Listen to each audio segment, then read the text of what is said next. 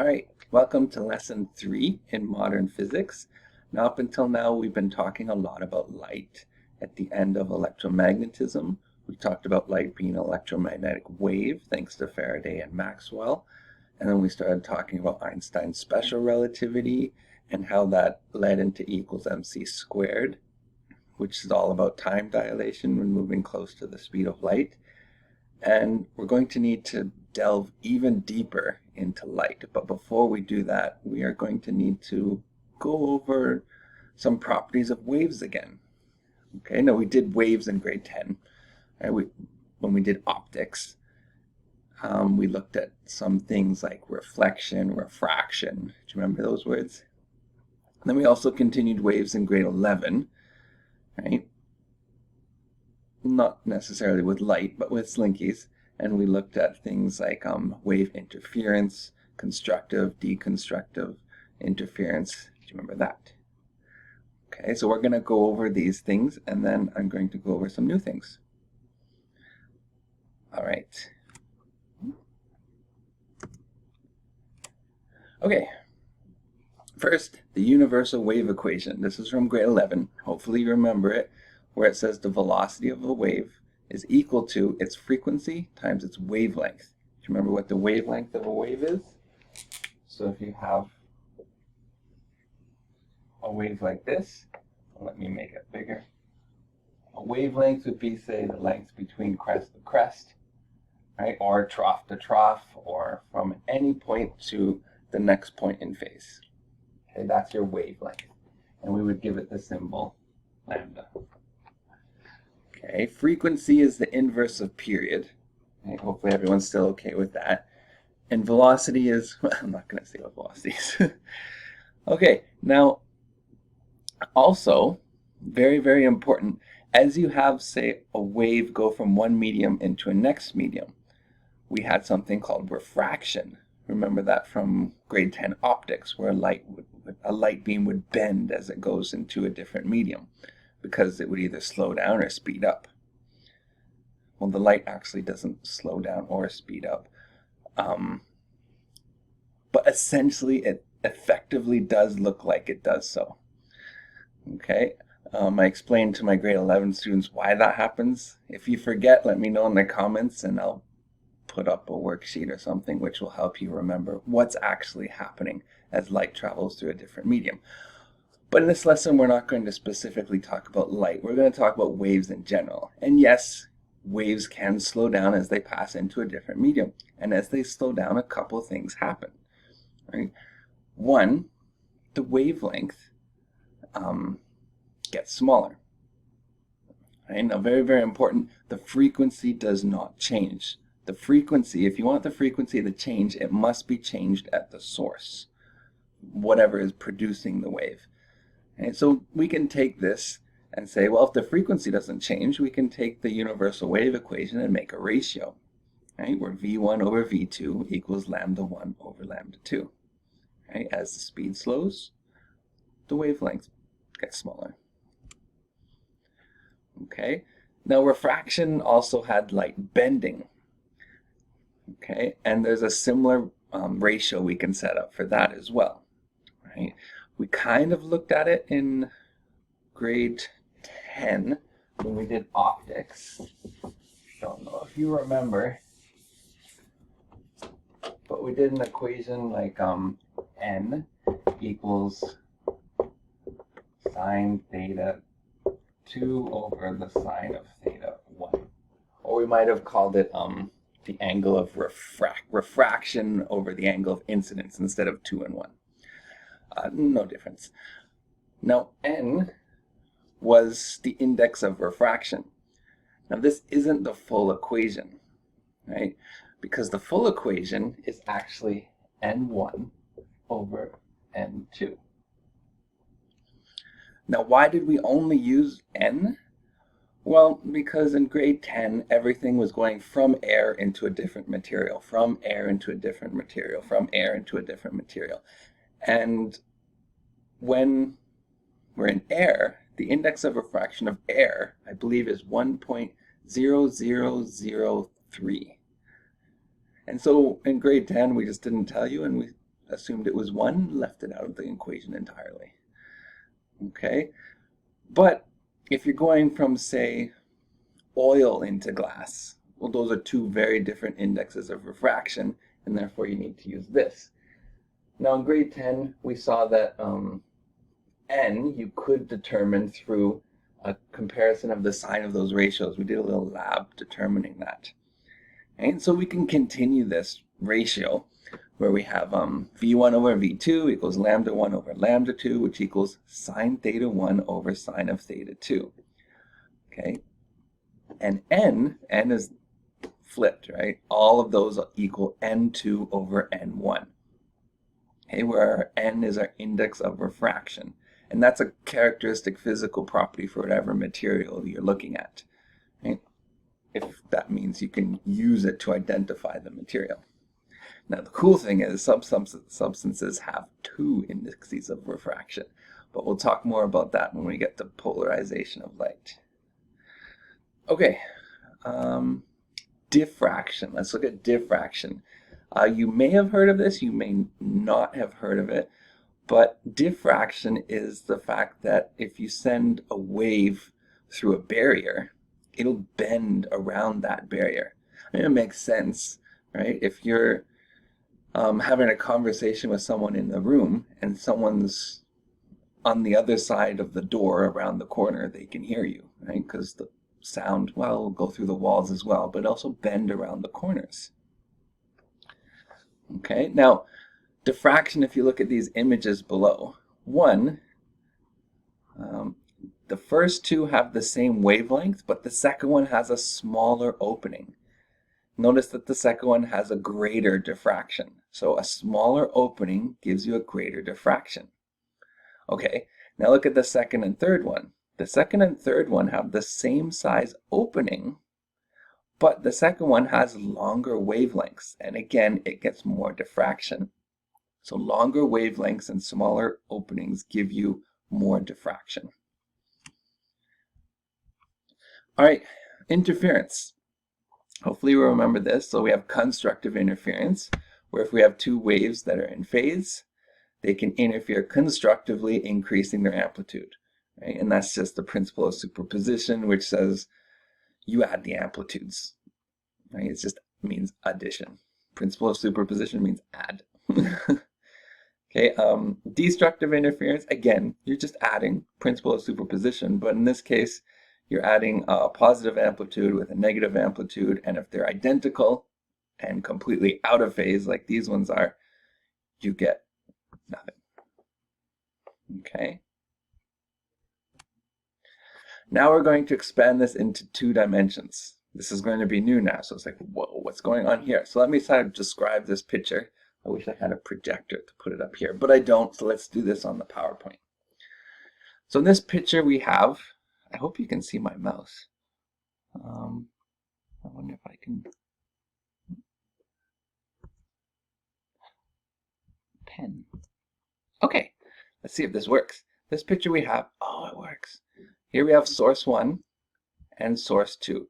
So these are our sources which are producing the waves.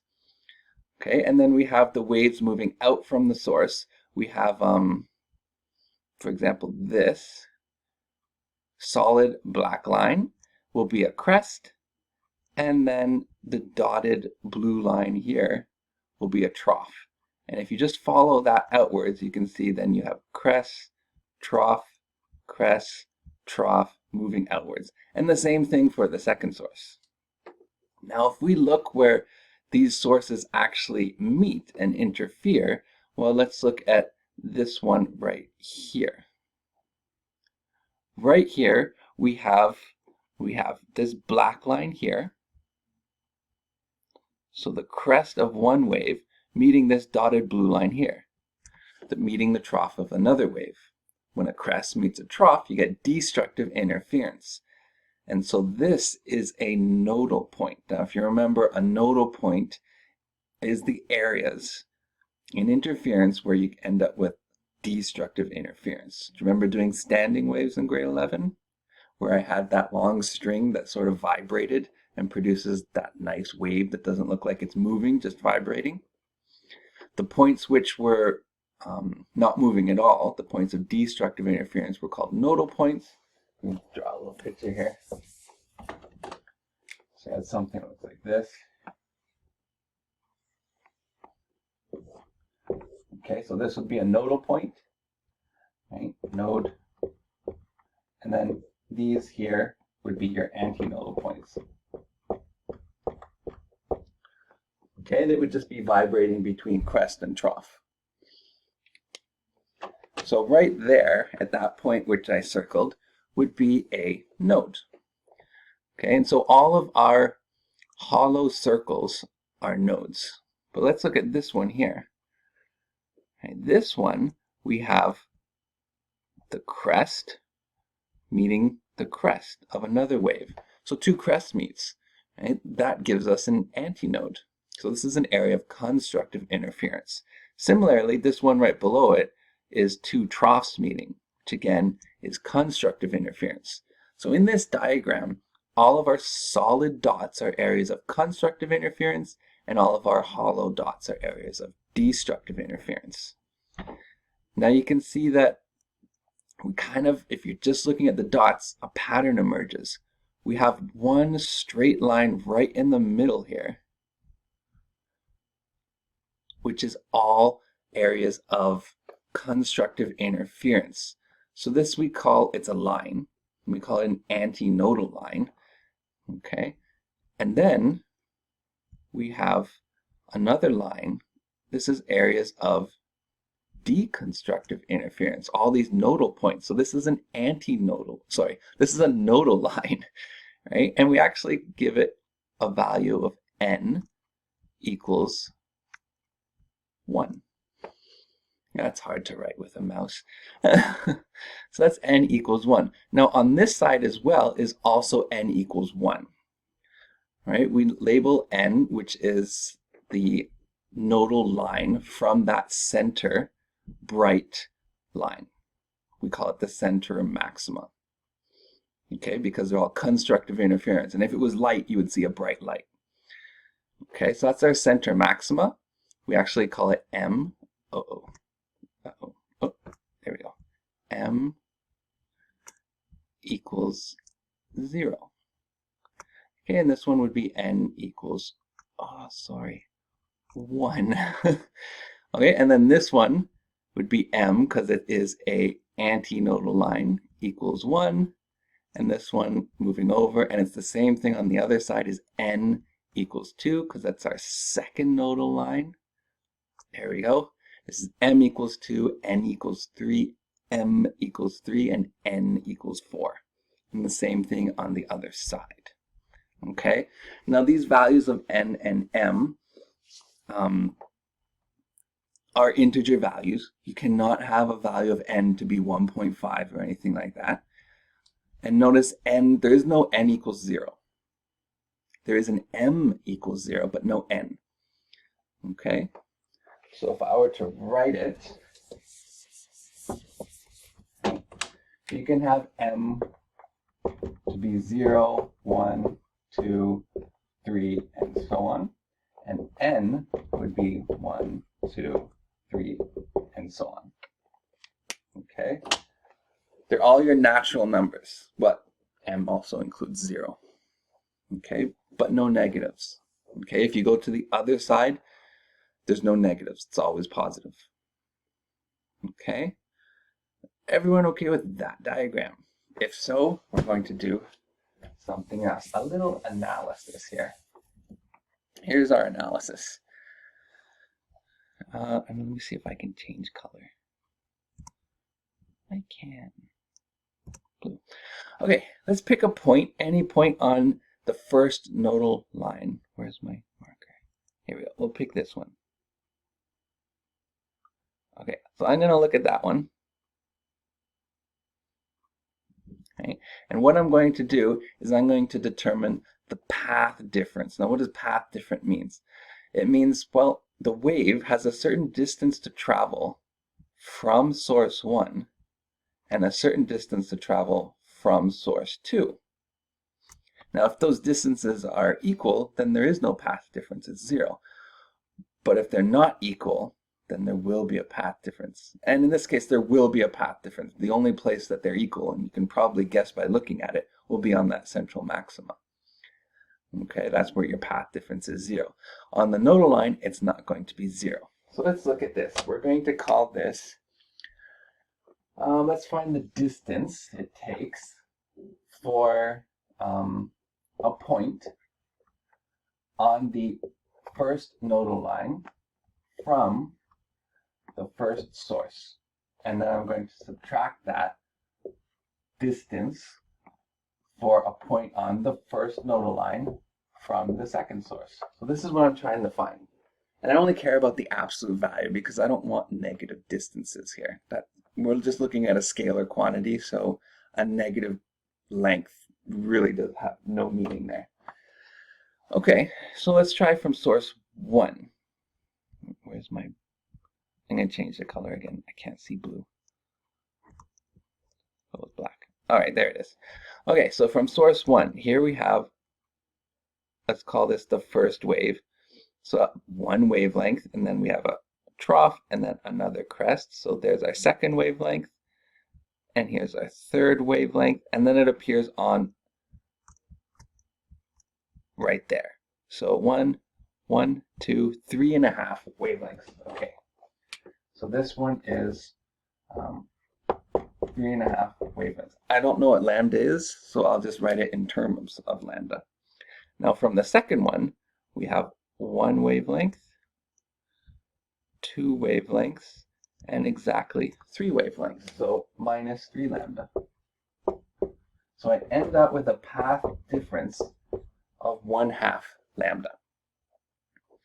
Okay, and you can try this yourself if you want. Take any other point on the first nodal line, and you will get a path difference of exactly 1/2 lambda.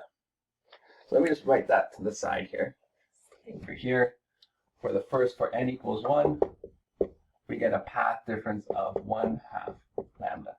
Let's try it now on the second nodal line. So we're going to take a point on the second nodal line and find the path difference between these two sources. Any point we want. Here, let's choose this one.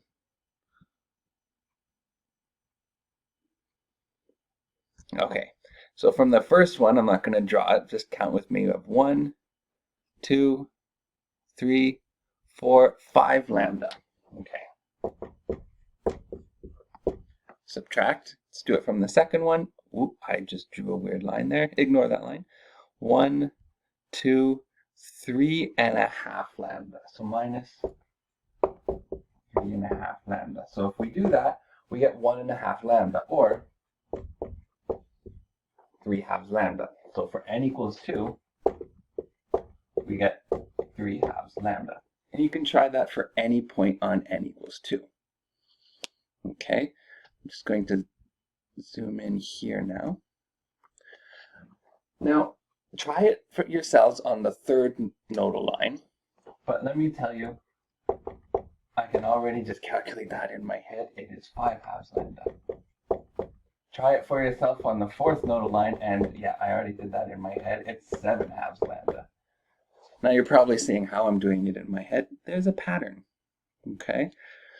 And with that pattern, we can sort of generate a formula. So what we can say is we can say the path difference for the nth nodal line, for any nodal line, n equals 1, n equals 2, you can choose what n equals, between these two sources equals n minus 1/2 times lambda. So if n equals 1 on our first nodal line, we have 1 minus 1/2, which is a half lambda. Okay, if n equals 2, we have 2 minus 1/2, 3/2 lambda. If n equals 3, 4, and so on. So this is an equation, and it's the first equation. Oh no, it's the third equation. I have lots of equations on this handout. It's the third equation. Okay, everyone all right with that? All right. With that, let's try a little practice problem. It's going to be the first problem on the back of the sheet. So the first problem on the back of the sheet says, an interference pattern is set up by 2 point sources of the same frequency, vibrating in phase. This is very important, right? If they were different or out of phase, you wouldn't get such a nice interference pattern. But we're going to talk more about interference patterns like that one later.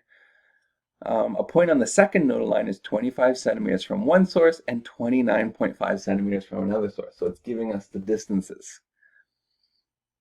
The speed of the waves is 7.5 centimeters per second. Okay, there's no v anywhere in that equation. Calculate the wavelength and the frequency. Oh, wavelength. Okay, that we can do. Now it says a point on the second nodal line. So that means n equals 2. So it's telling us that we have, was it 25 centimeters and 29.5 centimeters. And that's absolute value, right? Because we don't care about negative length. Equals, it's on the second nodal line. And we need to solve for lambda. Okay, well this gives us 4.5 centimeters. And this is 3/2 lambda. Okay, solving for lambda. Okay, double that, which is 9, divided by 3. You get 3.0 centimeters. Okay, so that is the first part of the question where it says find the wavelength. Then it says find the frequency. So now you have to sort of go back to that universal wave equation, which we use so much, where the velocity of the wave equals the frequency times the wavelength. So to figure out the frequency, velocity over wavelength, and our speed is 7.5 centimeters per second over our wavelength, 3.0 centimeters. And so you end up with a frequency of 2.5. 2.5 what? What are the units for frequency? Per seconds, which we write as hertz. Okay, so that's the first question. Moving on, this is a little bit of a long lesson. So I will give you Wednesday and Thursday to work through it. And then on Friday, I'm going to post a simulation on wave interference. Okay. This smaller again. All right. Can't. There we go. Okay, now this is great if you're analyzing waves that you can, A, are big enough to count, or the point you're looking at is close enough to count to. All right, but what happens if you're analyzing light waves? You're not going to look at the light and go 1, 2, 3, 4, 5 wavelengths, 6 wavelengths, 7 wavelengths. You know, you can't see that, right? Or what if it's very far away, like a star, right? So in this case, look at diagram A. Okay, many of you are going to be upset with me saying this, but these two lines, this one and this one, are parallel. Okay, yeah, I haven't gone crazy. But if you think about it, again, if you were to go outside, stand next to somebody else, and point towards the exact same star, right, you'd be pointing parallel to each other. Not perfectly parallel, but we can approximate that to be parallel. Because even though on this picture, definitely doesn't look parallel, if it's very far away, like in this picture, these two lines are not parallel. After a few light years, or maybe 1,000 light years, they'll eventually touch, but we can pretty much approximate them to be parallel. So that's what we're going to do. So here we have a source, S1, and S2. Okay, now D, the value of D represents the distance between the sources. Now if we draw a line here, right here, this dotted line, over to some point, let's call the point A. Notice that now these two lines, here and here, have the exact same distance to travel now to get to their source. Right? That means this, from A to S1 is our path difference. Right? Now it's perpendicular, and this angle we will call theta n, right? Which is the angle to the nth nodal line. All right?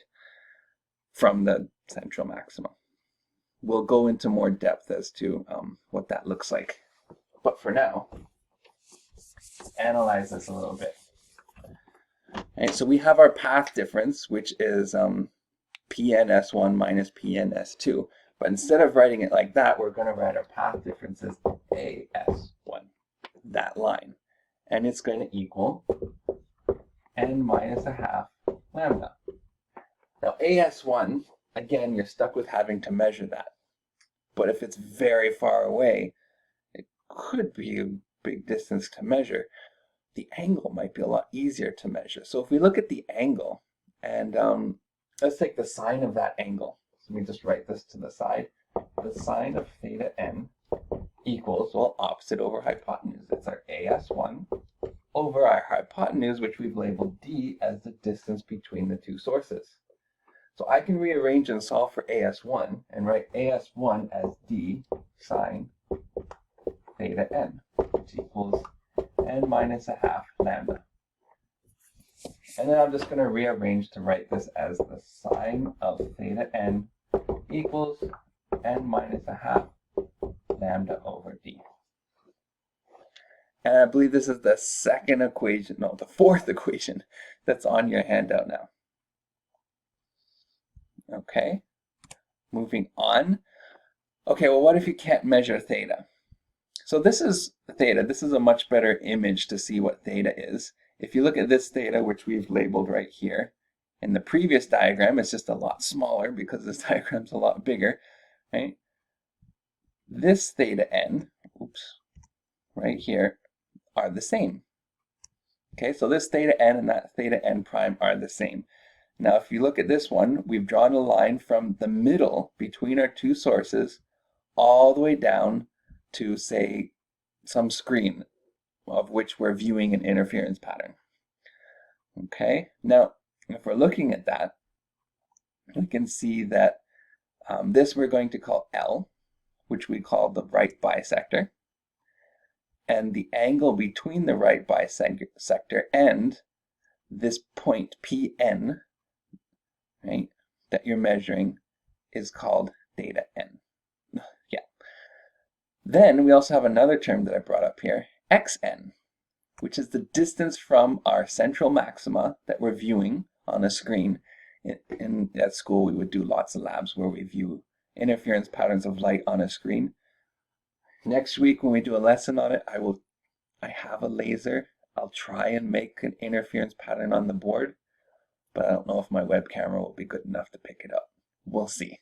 If not, we'll post some YouTube videos of other people doing it. Okay, so looking at that then,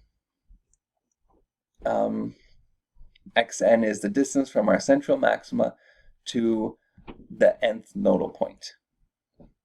Okay, it could be x1, it could be x2, or so on. Okay, now what we're going to do with this case is, well, what if you can't measure the angle? Well, if you can't measure the angle, we can look at this angle and we can say, well, the tan of theta n equals opposite over adjacent, so xn over L. All right, let me zoom in on what I'm doing here. Now, what I can say is I can just replace sine theta with xn over L. And a lot of you are going, whoa, I mean, yeah.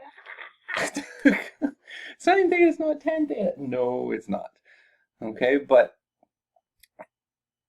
the reason why I'm saying this is I'm saying if you can't measure the angle, what kind of angle can you not measure? 20 degrees? I think you can measure 20 degrees. 80 degrees? You can probably measure 80 degrees. 5 degrees? You can probably measure 5 degrees. 0.0001 degrees? That might be harder to measure. Okay, so try it on your calculator. Type in the sine of 0.0001 and then type in the tan of 0.00001. And you'll see they're the same to many, many significant digits. So in this case, if theta n is very, very small, that you can't measure it, yes, we can do this sort of replacement. Okay, and once we've done that, we have this equation, which is your last equation on this sheet. All right, let me go back to the PowerPoint.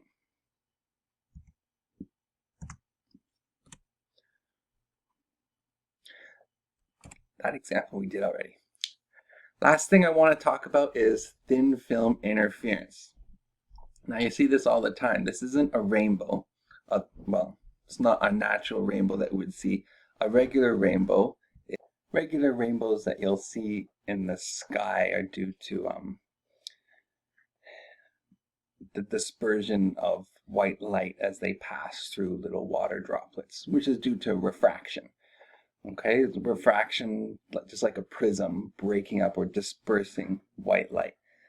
This thin film interference is slightly different. So for example, a bubble, right, that you'd blow, just like the one in the picture there, right? That rainbow does not appear in the same way one would in the sky or from a prism.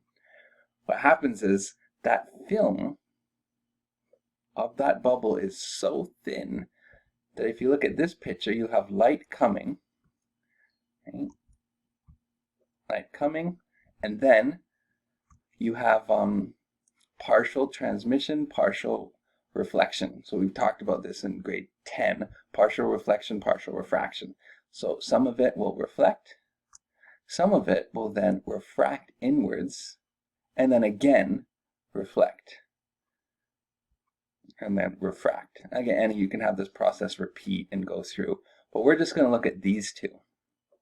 These two lines are so close together because this film is so thin that they interfere with each other, and they can interfere in one or two ways, either constructively or destructively. If they interfere constructively, well then that wavelength of light you will see.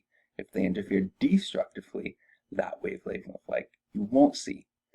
Right? And whether or not they interfere constructively or destructively depends on the wavelength and the thickness of the film.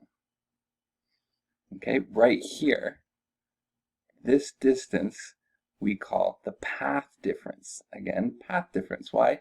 Because if this is ray 1 and this is ray 2, oh, there's a 2 there. Ray 1 and ray 2 had to travel this much farther than ray 1 until they meet again. Okay. All right. Now, there's one more thing we need to remember from grade 11. And that is when we were playing with the slinkies and you'd have the slinky pass through into, we just use a regular string, right? It would reflect. Now, when it reflected, right, we saw it reflecting on the same side. Okay, so it would come, it would hit. Now you'd have some go into the string and some bounce back. Now in our case, we saw it bounce back on the same side. The only reason we saw that is because the string was less dense than the slinky. However, if you were to use a material that's more dense, it would reflect on the opposite side. It would get inverted. Okay. So something to remember, transmitted waves, as they go from one medium to another, never get inverted. But reflected waves will only get inverted if they are reflecting off of a medium that's more dense, right? Or put another way, if they are reflecting off of a medium with a greater index of refraction. So we're going to use that to sort of explain what's going on here. So let's look at that diagram, but more up close. Here we have a diagram where the thickness of this film is so much smaller than the wavelength of light that this path difference here, we can ignore. Okay, now here we have air, soap, air. Okay, that's our bubble. Now this light is coming and it hits the barrier to soap. Now soap is more dense than air. So this wave coming up right here gets inverted. Just going to write an I. Then it also gets transmitted. Now the one that gets transmitted is never inverted, but then it reflects off of this barrier. But it's reflecting off of the barrier towards air. Air is less dense, so it does not get inverted. And then it comes and it transmits, again, transmission, not inverted. Okay, so here we have these two rays. Initially, were the same ray and therefore perfectly in phase. And then they split into one that's inverted and one that is not inverted. So now they are completely out of phase, meaning that where you would have a crest for one, you would have a trough for another, and vice versa. And so these would destructively interfere, and whatever color that wavelength is, okay, we're not looking at white light here, we're just looking at the wavelength for one color, so monochromatic. Whatever color it is will destroy, and you won't see it. However, if the thickness of the film is exactly 1/4 the wavelength of light, well, same thing happens. We get one that's inverted and one that's not inverted. So you would think that they would be perfectly out of phase. However, the one that's not inverted has to travel an extra λ/4 and then an extra λ/4. We're not going to worry about the fact that it's slightly on an angle. Okay, that's just enlarged very much. It would be very, very close to not being on any angle at all. Okay, so we're just going to look at the thickness of the film. All right, so λ/4 plus λ/4 is λ/2. So even though they're perfectly out of phase, meaning out of phase is λ/2, right? This one travels an extra λ/2. So that's a difference of a whole wavelength.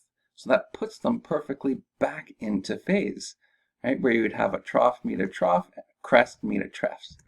And so you have constructive interference. And so you'll see that color. But then if you go up again to λ/2, the path difference is λ/2 plus λ/2, which is a full lambda, plus your inversion, which is an inversion is puts you out by λ/2. So now they're back out of phase, destructive interference, dark spot. And you can just continue the pattern until the thickness of the film is too thick, you're not going to get any interference at all. Okay, so using this, we're going to do the second problem on the back of our sheet.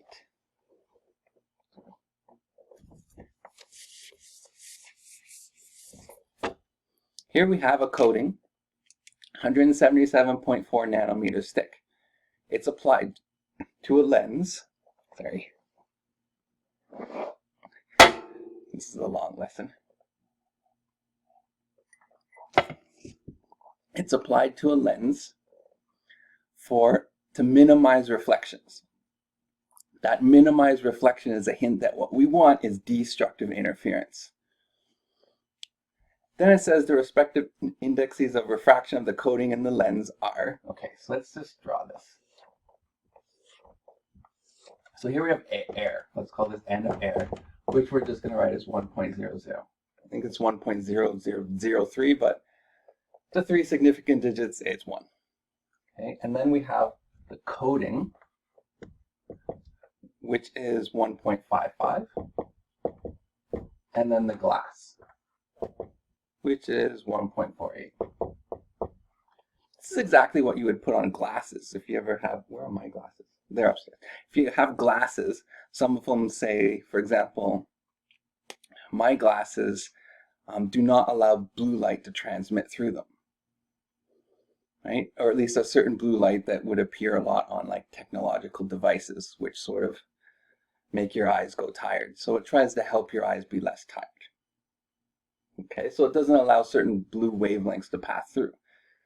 Now technically, what that means is you have a little coating, right? So that the light that passes through it will interfere destructively. We talked about the bubbles, which would be the light that bounces off of it. Okay, they're the exact opposite problem, right? If the one that transmits interferes destructively, the one that reflects interferes constructively, right? You can go through the previous diagrams to show why. But basically, if it won't let blue light through, then blue light reflects off of it.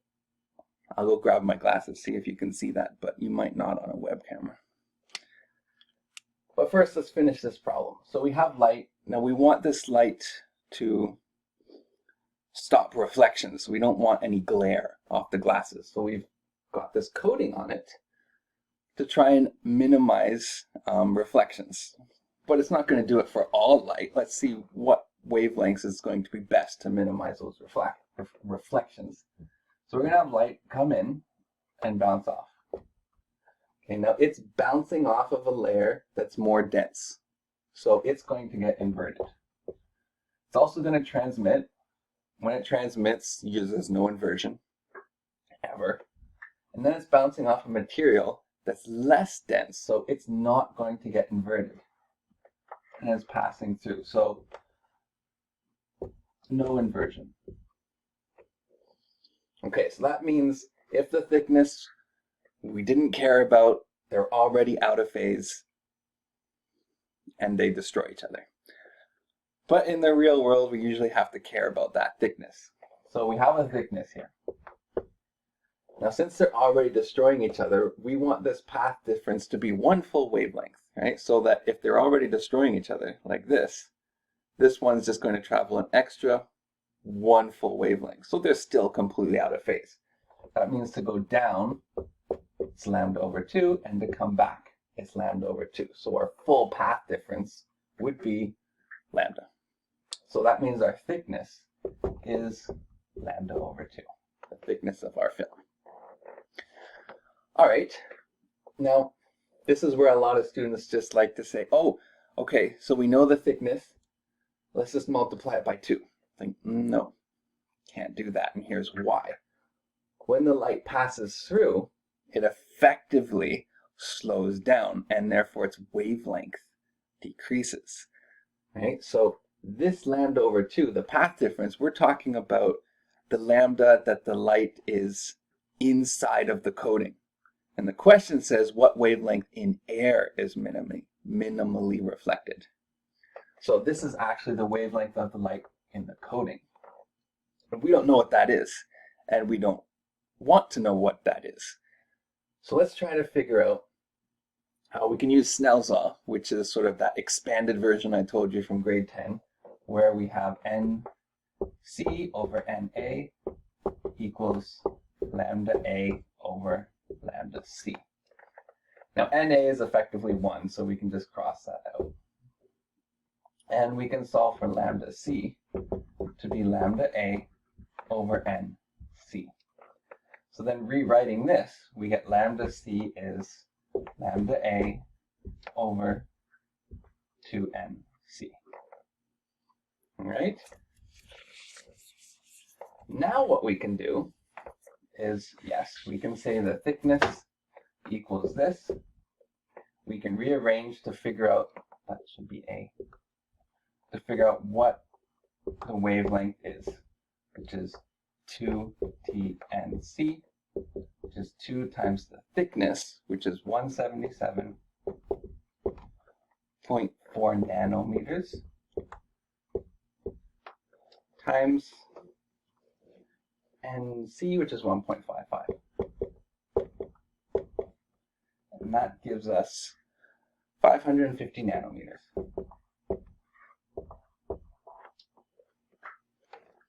Okay, and you can look up to see what color that is, because that is within the visible spectrum. Just to let you know, 1 nanometer is 10 to the minus 9 meters.